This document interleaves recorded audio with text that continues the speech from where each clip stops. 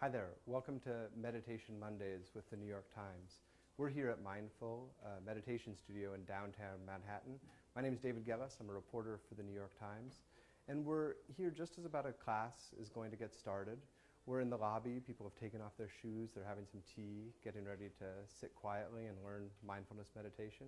And as soon as the bell rings, we're going to follow these students back to their classroom, and then we're going to go sit with Lodro Rinzler, the founder and chief spiritual officer of Mindful.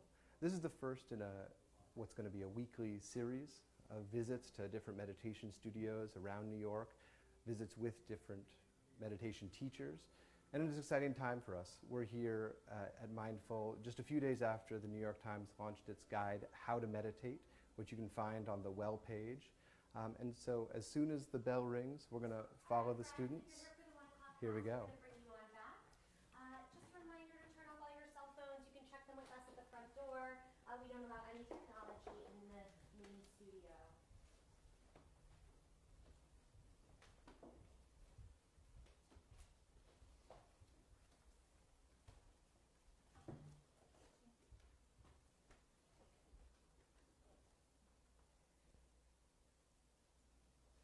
No technology, that is, except for us. So we get to keep rolling here. There's a main studio where most of those students are going, and we're going to a smaller space where, again, Lodro Rinzler, the chief spiritual officer, founder of Mindful, is going to give us a 15 to 20 minute basic introduction to mindfulness meditation. After he's completed his instruction, we'll be able to take questions from the Facebook Live audience. So start asking those questions in the comments when you have them. And again, welcome to Meditation Mondays. This is the first inaugural episode of what's going to be a weekly Facebook Live. And welcome to Mindful. Let's go sit with Lodro Rinzler.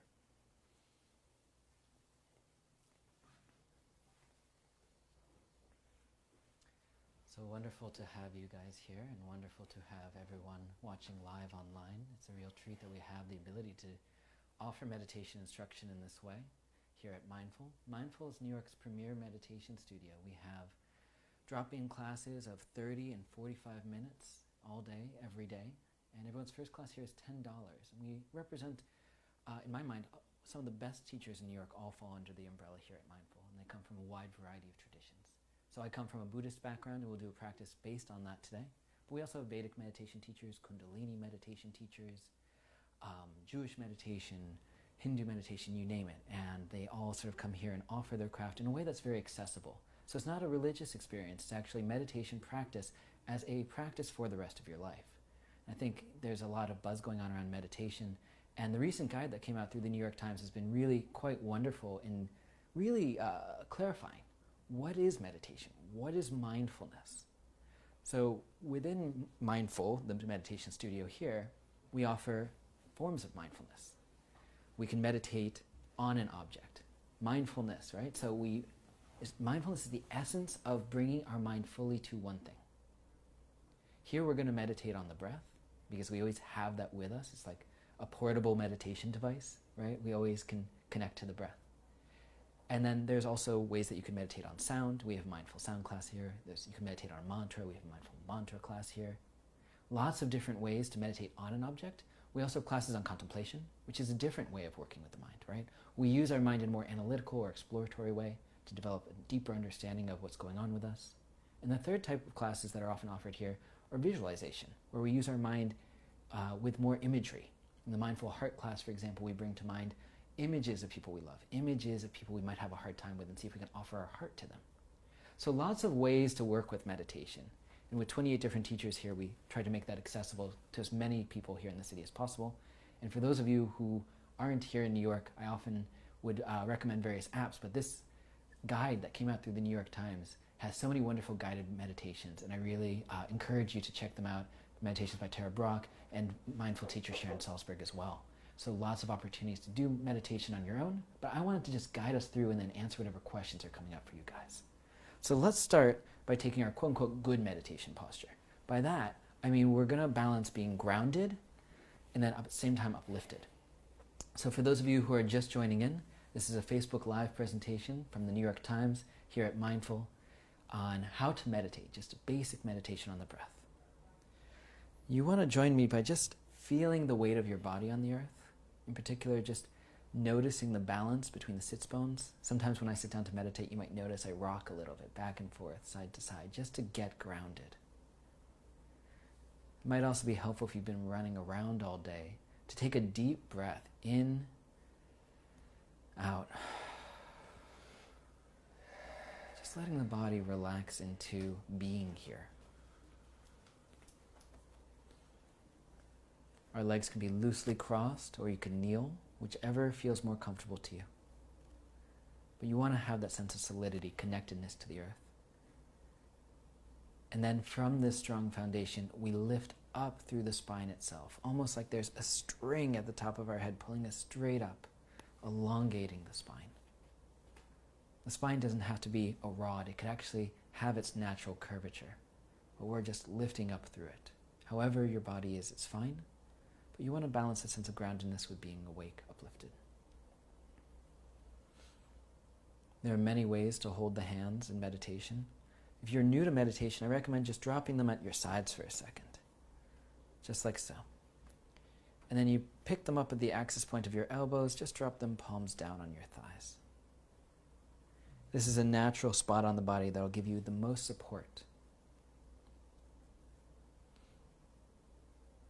And the head rests at the top of the spine with our chin slightly tucked in.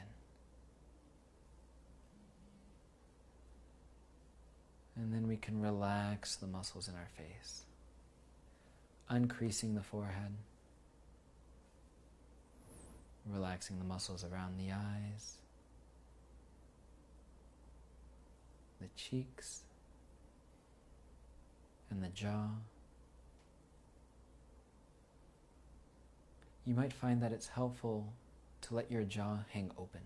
This brings a natural sense of relaxation to some of the other muscles in the face.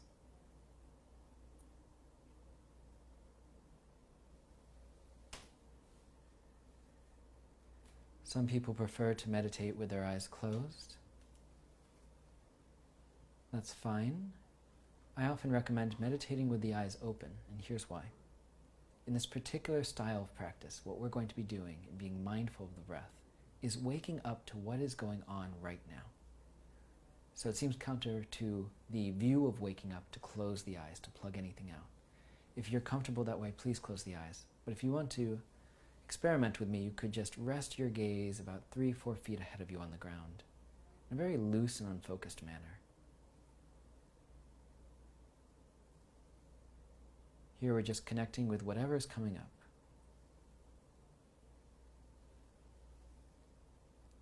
And having taken our good seat, connected with our body, we now bring our full attention to just feeling the breath. Both the in-breath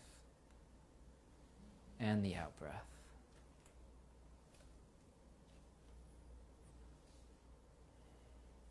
Here you don't need to change your breathing at all. You don't need to alter it, manipulate it. There's something refreshing about this practice that's perhaps the only time today that we can just relax. We relax with the natural flow of the breath. However you're breathing is fine.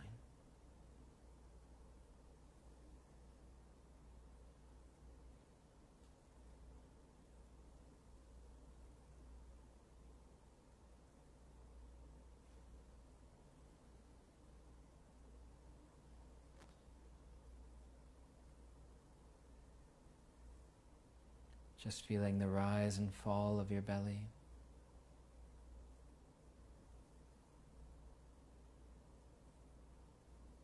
The texture of the breath as it leaves your mouth or nose. We allow this to ground us in the present moment.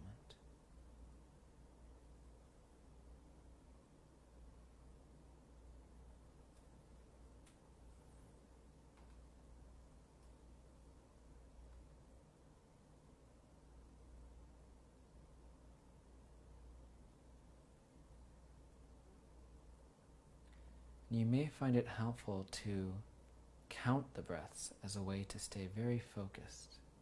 And the way we do that is you breathe in, you breathe out, And then you'll notice there's a little gap at that point.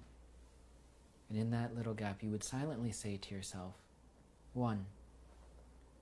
Another cycle of the breath comes and goes. 2. In breath. Out breath. 3. The point here isn't to get competitive with ourselves. It's just to allow ourselves to be very, very focused, very present with the breath.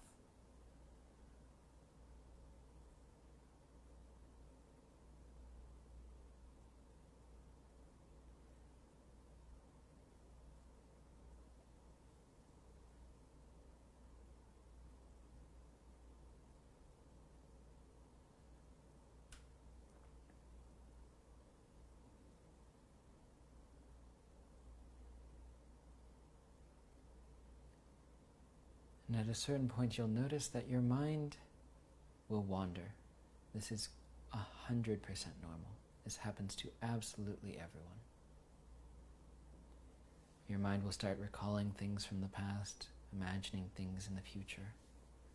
This does not mean that you're getting meditation wrong. It doesn't mean you're failing at it. The mind is always generating thoughts and concepts and emotions. Almost as important as being focused on the breath is the idea that we could actually treat ourselves with great kindness when we get distracted. So you notice that you've drifted off. You just gently acknowledge that. If it's helpful, you could even silently say to yourself, thinking. Just to say, oh, not a big deal. That's what's going on. Thinking. And then we bring ourselves back, feeling the in-breath, the out-breath. Starting over again at 1.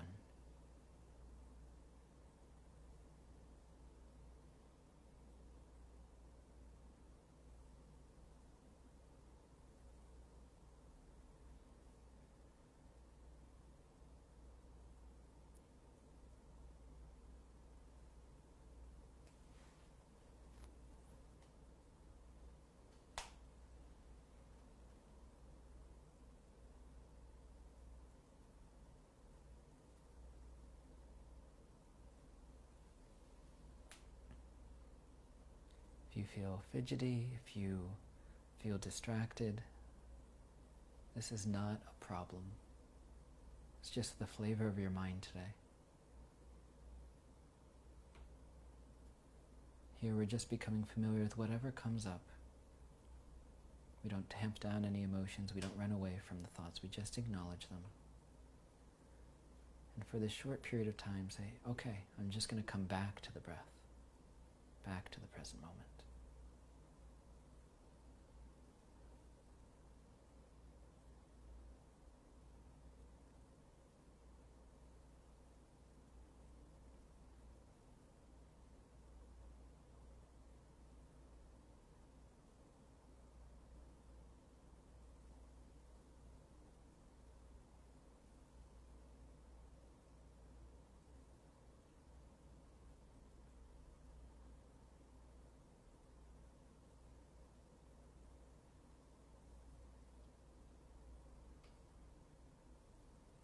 Anytime we get distracted is a wonderful opportunity to start fresh, as if it's the first breath of the whole meditation session.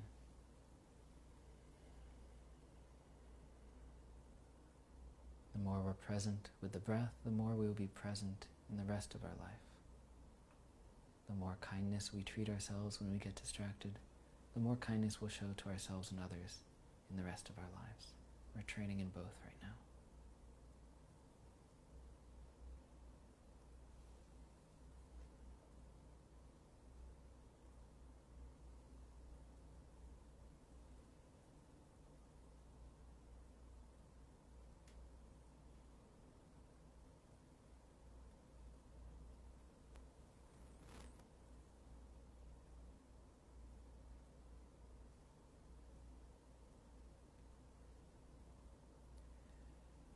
We live in a relatively jarring city here in New York, so I'm going to encourage us to close our meditation by just taking a few deep breaths. And the way we'll do that is we'll close our eyes And we'll breathe in through the nose, then out through the mouth together. Breathing in and out.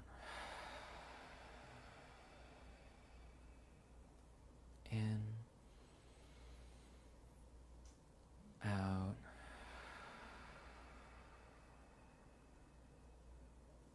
and in, out,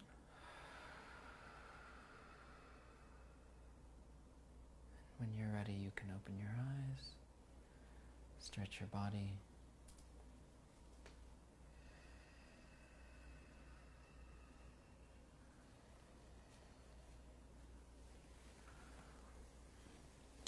So I imagine there must be some questions coming up online. Yeah. And would you like to come over here and chat with me for a bit? Thank you. My pleasure. Thank you for sitting with me today. Well, Lodro, thank you so much, and to everyone online, welcome again. This is the New York Times, Well and Mindful, all together here for the inaugural edition of Meditation Mondays, a new weekly Facebook Live event around lunchtime. We're going to be meeting different meditation teachers and visiting different meditation studios around New York City. We're here at Mindful in downtown Manhattan, and we just had a 15-minute or so introduction to mindfulness meditation with Lodro Rinzler, founder and chief spiritual officer of Mindful, one of the great meditation studios here that's making this practice really accessible to a much broader audience than perhaps ever before. And maybe that's the place to start. Lodro, you're able to sustain a meditation studio in downtown Manhattan. Classes sell out. You're busy almost every day of the week. Yeah. What's shifted over the last few years to make mindfulness mainstream? It's a great question. So as you said, yeah, right now we have a class right on the other side of this wall that's being led by another teacher who's incredibly wonderful. And we have so many great teachers. And I think part of the fact that we have people who are extremely well trained and certified to actually teach meditation here in the city has made it so wonderful for people. But part of the thing that I've seen shift, now I grew up with meditation, right? But I also grew up reading comic books. No one has asked me to go to Capitol Hill and talk about the X-Men, right? But here I am going to do that. Here I am with you. We get a lot of companies reach out to us. They want us to bring meditation there. Why? The short answer is all of these studies have started coming out that point to what meditation teachers have known for 2,600 years, that you do a little bit of meditation every day, it starts to actually increase the gray matter in the hippocampus. It starts to actually stimulate more activity in the ACC in the brain. And what that means for non-neuroscientists like myself is that you're less held by your stress. Stressful things will happen, but they won't be as all-inclusive in your mind. You'll actually be able to move away from them a little bit. You actually boosts your immune system. It actually normalizes sleep. It makes you more productive, more focused. All these amazing things are all of a sudden being shown. So it's no longer your spiritual hippie friend that's telling you you should meditate. It's your doctor. It's your therapist. It's your mother. So I think people are more willing to give it a try, and they're starting to see the results for themselves. Yeah. And remind us again, just the basics of mindfulness meditation. For those just joining us, can you just, in kind of a synopsis, describe what is mindfulness meditation and what are some of those initial benefits that people might expect to experience? It's a great question. So for people who are unaware of mindfulness, it's really just bringing our mind to what is presently going on. So that could, and the way we often do this in a foundational meditation practice, is to bring our mind fully to the breath, because we always have the breath with us. Some people like to be with sound. Some people like to bring their mind fully to mantras. These are different ways of bringing the mind to one thing. And that's actually really helpful in terms of training the mind to be present overall. So for people who are interested in sleeping better, boosting their immune system, being more productive, for me personally, I'll just be very honest, I don't know if my gray matter has increased over all these years. I do know that by being present with something as simple as the breath, it's allowed me to be present for all of the wonderful and also not so wonderful parts of my life. And that's really the most important thing for me.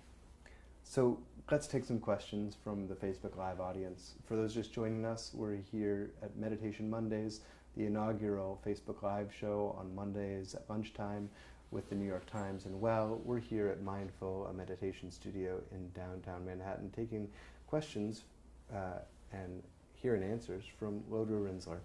We have a question from Yayara, and this is one of the common paradoxes for people new to meditation. Yayara says she gets stressed when she's told to relax and concentrate. I mean, it's this great paradox that trying to relax ourselves can actually be a very stressful process. Totally. What are some tips to overcome that? That's a great point. It's sort of like me saying, hey, don't think about purple elephants, right? And then the mind goes to purple elephants. Purple elephants. That's the only thing. So I think there's lots of ways to move toward relaxation. And I think if we just say, hey, relax, that wouldn't work. One thing that I often recommend for people who want to start a meditation practice but have this problem is to just do some simple stretches before you try meditation. And what that does, it takes the mind that's often running at 100 miles an hour, just do some simple stretches down to 60 miles an hour, and then that, by the time we actually sit down, we can get the mind to the breath, start roping it down to like 30 miles an hour. That's already wonderful. So I think the more you do it, the more you're able to just relax, but it shouldn't be a forced thing. It's a gradual process of discovery. And the other thing, which is sort of a pain in the butt, is that meditation isn't an instant fix. So we might think, oh, I tried it once, I tried it twice, it didn't work for me. It's a little bit like putting me in front of a piano right now and saying, play Mozart. I was like, I wouldn't know how to do it. At first, I just need to know how to put my fingers and how to, pump on the pedal. And then gradually, the more I actually practice it, I might actually get to that point where I could play good music. But same thing with the mind. If we want to work to relaxation, it's just that. We actually have to apply the discipline to do a little bit of meditation every day, and then we get to that point where we really can relax into the practice. It feels more natural. That's great. Let's take another question. Nikki asks, how do you get past anxiety and out of your own head? And I suspect you have some thoughts on that last part of that phrase, out of your own head. It's a great, How do you get past anxiety and out of your own head? Or should we be getting out of our own head? Yeah. I found that a lot of people, particularly who come to here, to Mindful, this drop-in studio, they say, I'm literally developing an ulcer. Like I am so held by my anxiety that I am in physical pain, and my doctor said that I should try this. I don't want to try this, but I will. And I love that because they actually are starting, after a week, 2 weeks, they start to say, oh, I handled this situation differently. Meditation is this process of noticing all of what's going on, but the more we notice it, the less held we are by our anxiety, by our stress, by our hesitations, fears, doubt, etc. We treat ourselves with a little bit of kindness, we learn to be present, and as a result, we actually start to see that flow into the rest of our life. So the term meditation practice is an interesting one. We're practicing for all of these other waking hours that we're around and trying to be present, trying to let go of some of the anxiety. So it takes a little bit of time, but we can very well do it. And I think, getting out of our head, what an interesting phrase. It's almost like dropping from here into our body. That's a lot of it. Because a lot of the times people think, oh, I should be thinking about the breath. It's actually different than that. It's feeling the breath. It's just being with the breath. So it's not controlling or changing anything. So we do have to get out of our head a little bit and just sink into our body. If it's helpful for you, one thing you could do just as you get going is just to place your hand on your belly. And there's something visceral. Oh, my belly is rising and falling. I'm breathing. This is just part of what's going on. We don't have to do anything. We just acknowledge it. One translation of the word mindfulness is remembering. Yeah, to remember. And so much of the practice is just remembering to come back to the present moment over and over and over. Begin again. A lot of people, I imagine, are at their desks. It's lunchtime. It's the start of the week. Tony has a question. Are there ways to meditate at the desk? Yeah. Are there ways to meditate in the office? And maybe a shameless plug here, you have a book, The Buddha Walks into an Office. That's true. Is that right? Yeah. And I wrote a book myself called Mindful Work. I was going to say, I was going to plug yours, but okay. Changing business from the inside out. So it's something both Lodro and I have thought a lot about. Yeah. How do we bring mindfulness out of a meditation studio and into the office? Okay, I'll offer my answer, but you have to do yours too, okay? Now, I honestly believe practicing within a group is really helpful, and we send our teachers here from Mindful out across New York City to go to different offices and lead meditations at lunch and in the beginning of the morning. But even if it's just you trying it out and you want to find a buddy at work, it's really helpful to have someone that's holding you accountable. And you're like, okay, every day at noon, you and I, we go into the conference room. For all anyone else knows, you're actually having a meeting, right? But you're just meditating for 10 minutes. 10 minutes is not a long time. People don't look at you weird. Believe it or not, even meditation itself has become so commonplace that people are okay with it. I gave a talk at Indiegogo a number of years ago, and they said, how could we possibly meditate here? And I said, well, half your staff is here at this talk. So no one's going to think it's weird at this point. And someone raised their hand and said, I bet we could even use the Zen room for that. I said, you have a Zen room, and you're asking me where to meditate. So, it's something like you can just take a conference room. You could take, I wouldn't recommend sitting right at your desk, because if your computer's right there and you're noticing like your inbox slowly growing while you're meditating, that's only going to cause you more stress.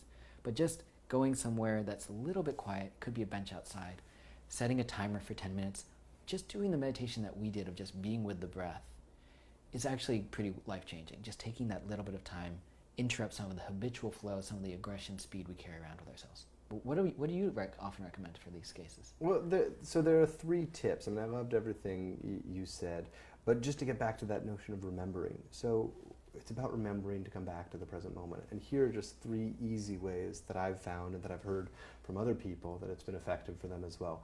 One is when the phone rings, our impulse is to just pick it up as quickly as we possibly, because it could be your boss, it could be that call you were waiting for, it could be any number of totally pressing things. But the reality is, even if you don't pick it up in the first ring, it'll probably ring another few times. So take that moment as the phone's ringing to just come back to the body. Notice the breath, notice the body, just come back to the present moment, even if it's only for a few seconds. That act of remembering is going to pay dividends in the long run. Another place that I often recommend people just practice a little bit of meditation is to find some common place in the office, a part of the office that they go by every day, a couple times perhaps. For me, it's the walk from my desk to the restroom.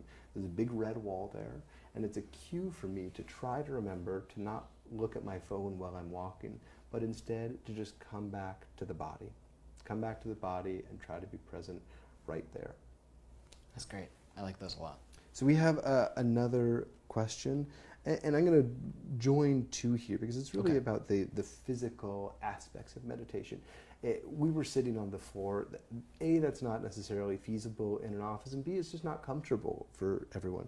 So Nikki asks, when you're doing a meditation, should your abs be relaxed or tight?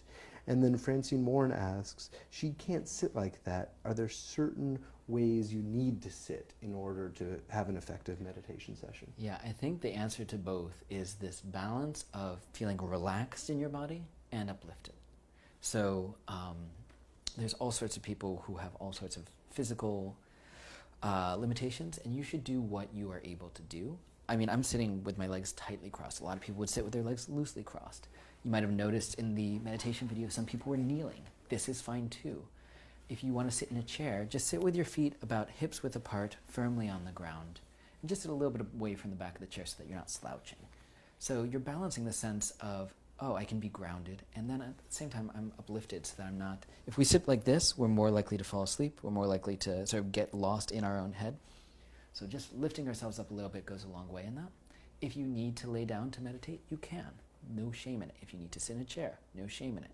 Really, you should do whatever you need to do, so long as you're balancing those 2 things. I'm relaxed and grounded, and I'm also uplifted and awake.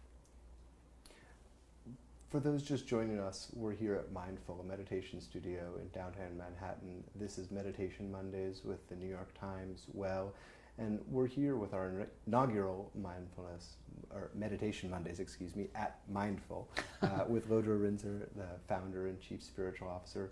We did a meditation earlier, a basic guided meditation, which you can check out on the archive when this is finished. And now we're doing a live Q&A. So for any questions, just put them in the comments and we'll try to get to them as soon as we can. Lodro, you talked about kindness and compassion. And when we're actually meditating and focusing on our own breath, if that's the object of our meditation, that's not necessarily the practice. We're not necessarily trying to cultivate feelings of kindness and compassion just by virtue of focusing on the breath.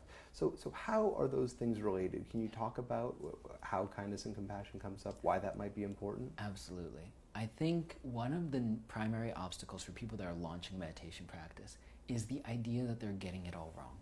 And this is one of many ways that we beat ourselves up. My friend has a term, which I often like to invoke, which is, and hopefully we don't get written up for this word, inner bitch radio, where we're just constantly talking to ourselves in our head, being like, you jerk, I can't believe you said that in front of everyone. Oh, you stumbled on the sidewalk, everyone saw it. We're just constantly berating ourselves. So even in meditation, we might notice some of these thoughts come up. And we say, oh, I don't have to buy into that right now. I can just come back to the breath. So in that moment, we're offering ourselves real kindness. And the more we actually deepen that sort of being okay with who we are, which is one part of the meditation practice, that we just accept whatever comes up, the more we're able to actually draw from that well later on in life. When we start to see how other people suffer and how they're going through the same sort of thing, our heart goes out to them. It's a natural progression. So mindfulness, in my opinion, this is going to be very controversial, actually leads to compassion. The more we notice our own types of suffering and the ways that we get stuck, the more we start to have an awareness of how that plays out with other people in our lives. And the more our heart naturally opens to them. Yeah. So I think they're very related. That's a wonderful answer. Thanks. I think Billy asks on Facebook Live, what are the benefits of meditating in a group? We were here in a group today. Yeah. You mentioned earlier that it can be quite effective. Why is that? Yeah. Billy, I love this question because I think there's so many ways that we could meditate. And if you live in the middle of nowhere and you're like, no one would ever do this with me, and you want to download an app or look at the New York Times Guide to Meditation, listen to those great recordings by Tara Brach and Sharon Salzberg, do it, right? My opinion is like whatever gets you meditating, however you want to meditate, do it. But there's something about showing up and being a part of a group, because there's going to be times, particularly if you set a timer on your phone and you see that like urgent email or urgent text message come up, you're like, oh my God, I've got to jump up and deal with this. That is not the case when you're meditating in a group. Everyone's sort of holding you accountable. And there's something, and this is a little woo, I imagine, but like energetically, it just feels nice that you know that everyone's going through the exact same thing. They're going through the exact same struggles and joys of the meditation at the same time as you.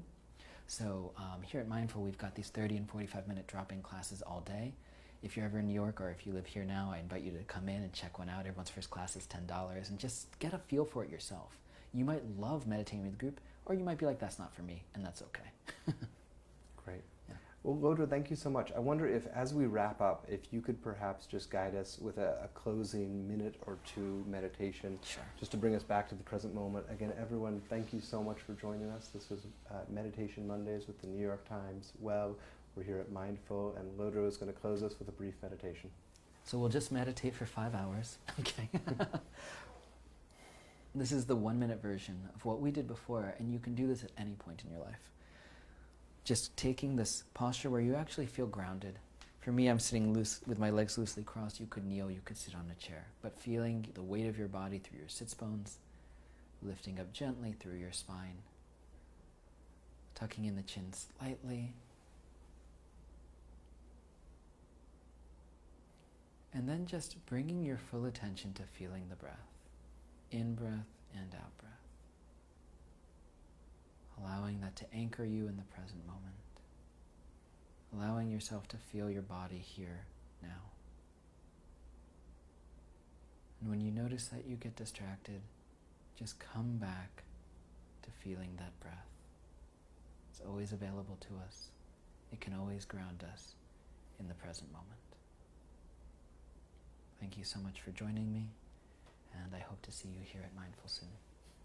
Thank you all.